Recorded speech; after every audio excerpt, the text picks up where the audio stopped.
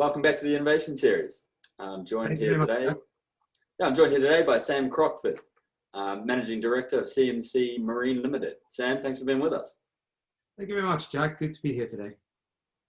I think people are most familiar with CMC Marine for, their really strong presence in terms of stabilizers, but there are some other key innovations that you've been making and some other products. Could you tell us a little more?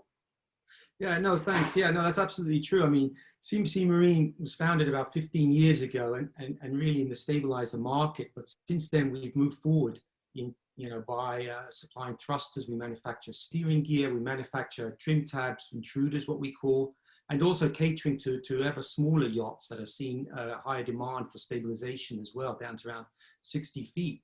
So but always AC electrically driven. And part of the reason that we've incorporated that whole suite of products is really to focus on the whole platform stability of a yacht, not just one element of the stabilization, but looking at how the whole vessel can be stabilized and motion controlled in a much higher degree. And I think stabilizers have become so ubiquitous that there's a lot of crew and guests and owners that come to expect it now. Really, it's not just something for the larger vessels. Yeah, no, it's absolutely true. I mean, I like to draw the parallel to air conditioning on a car. I mean, 20, 30 years ago, air conditioning was an option, and you had to tick that box, when you bought a new car. Today, even the most basic vehicle has air conditioning and power windows, similar sort of analogy. And yachting has come to that level where stabilization, amongst with other technologies, has become almost like an expected standard in the vessel. So it's if it's an expected standard, I guess that would also apply the pressure to keep innovating and to keep the products, really as good as they can be. Yeah, no, absolutely. And I mean, there's certain elements about stabilization. You can't defy the laws of hydrodynamics or laws of physics, so there needs to be something there to control the motion, be it a gyro or in our case, fins. But really where there's a lot of innovation is on the technology, the electronic side, to integrate the systems so that they talk to each other and complement each other in providing that platform stability. Sure. And I mean, looking ahead, as far as these integrated stable systems, what's the trends that you're seeing from the industry and what's applying that pressure to keep innovating? So very much the market, and I mean that not in a generic sense, but the market is becoming younger for larger yachts. It's also becoming a newer market. So we've seen a lot more new entrants, new buyers into the segment, and they come from a world where cars have the air conditioning and power windows, for example, but there's a high level of comfort within whether they're in their house or in their car or possibly on their aircraft, and then that translates into the yachts. They want to basically step on board and have a very high degree of comfort without having to marinize themselves or acclimatize themselves to the environment. I guess also the other word that we speak about a lot is sustainability.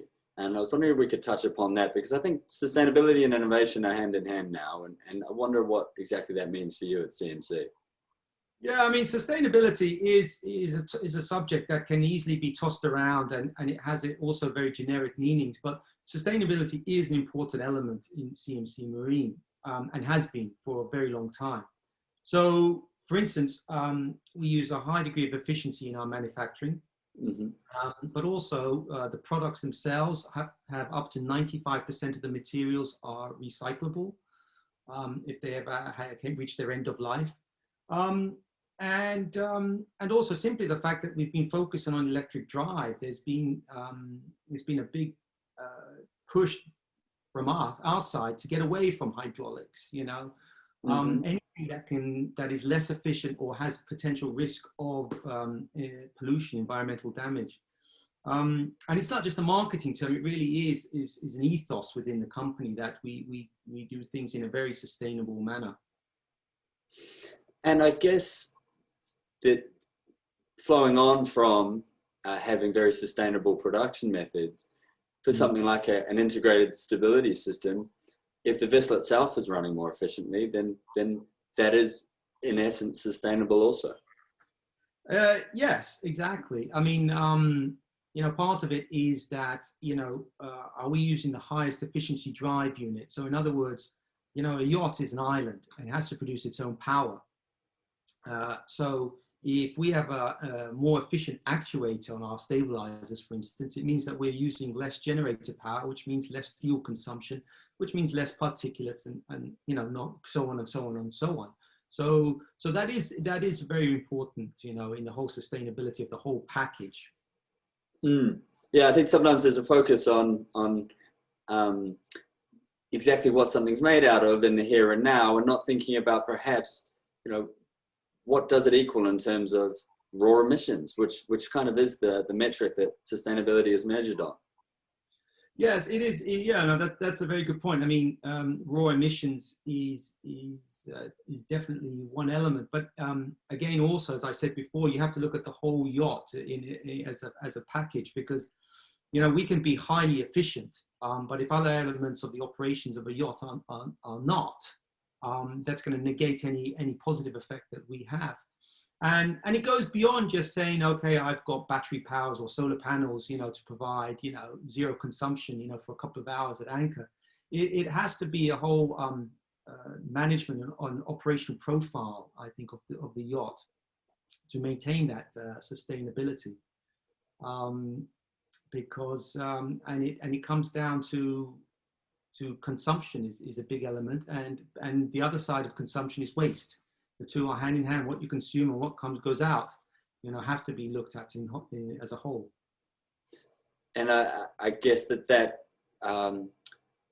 relates to that positive feedback that we get of that increase in technology, that increase in the ability of all the components to speak to one another, and then you can create a system that operates as efficiently as possible.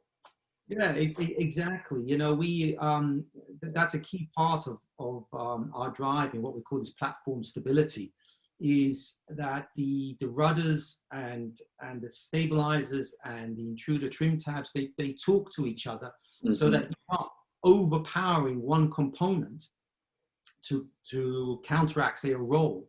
You're putting less energy into all those components to get a better anti-roll effect, if you will. Because, you know, for instance, take an example, you know, you're going into a turn at a medium to a high speed on a yacht, the yacht's going to roll, and so the stabilizer needs to know, hey, there's a turn coming here, you know, why I'm not going to follow this, because there's no way I could, but I can control the roll with the rudders and provide a high level of comfort without consuming vast amounts of energy that has negligible effect, for instance. And I think you mentioned the trim tabs or the intruders there, and I think there's an equal expectation for the tenders, especially the larger tenders, to have a level of control now as well. So I think the guests, from the moment they leave the dock to the moment and including their journey on board the primary vessel, they're expecting that the entire journey and experience to have that level of stability. Yeah, and absolutely they should. You know, there's very few of us that can afford a yacht, and those that can, I think they have every right to expect a high level of comfort. But you're absolutely right. We're seeing, it goes back to the earlier comment that stabilization we're seeing in smaller and smaller vessels, and you're absolutely right. Tenders, for instance, you know, are being stabilized, and so that, you know, you go from land to tender to yacht, and with the highest level of comfort between all three environments. That's fascinating. Well, Sam, thank you so much for being with us today. And we'll see you next time on the Innovation Series. Well, thank you very much, Jack, and all the best to you guys.